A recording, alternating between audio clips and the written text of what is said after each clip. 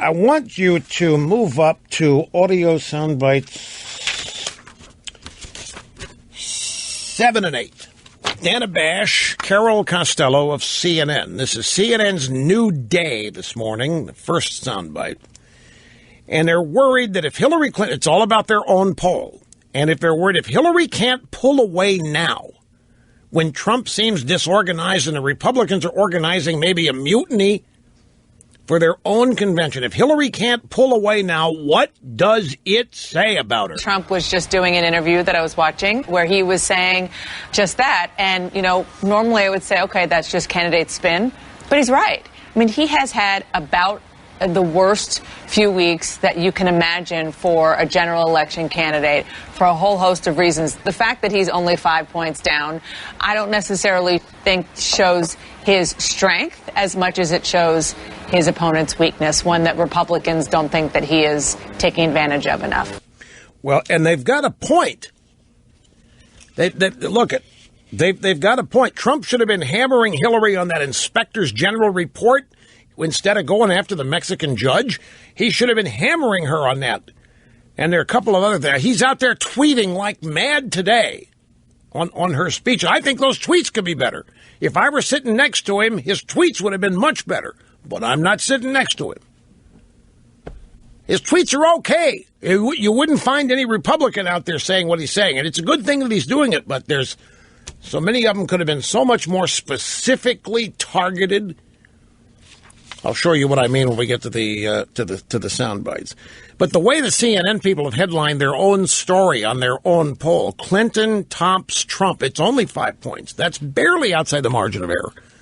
They're thinking Hillary should be running away with it now just because how bad a week, month, whatever Trump's had. But their headline is Clinton tops Trump, but neither prompts excitement. Oh, they're worried. And here's Carol Costello. And she's always a good bellwether. Figure out, you know, she wears it all on her sleeve there. And as Carol Costello goes, so does pretty much the attitude at CNN. And this was a soundbite from this morning.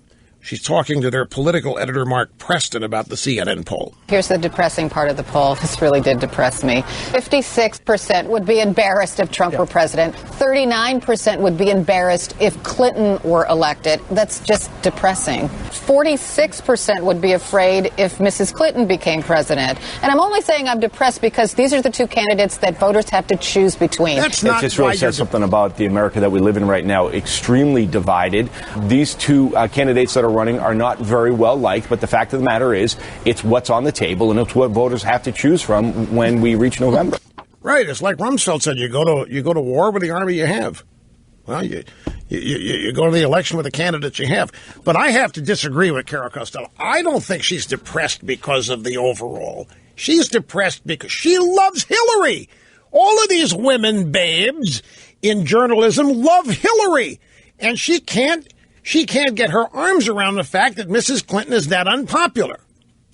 These people think they shape opinion, make opinion, influence opinion, and the fact that 46% would be embarrassed if Hillary's elected tells these people, CNN, they're failing in their jobs.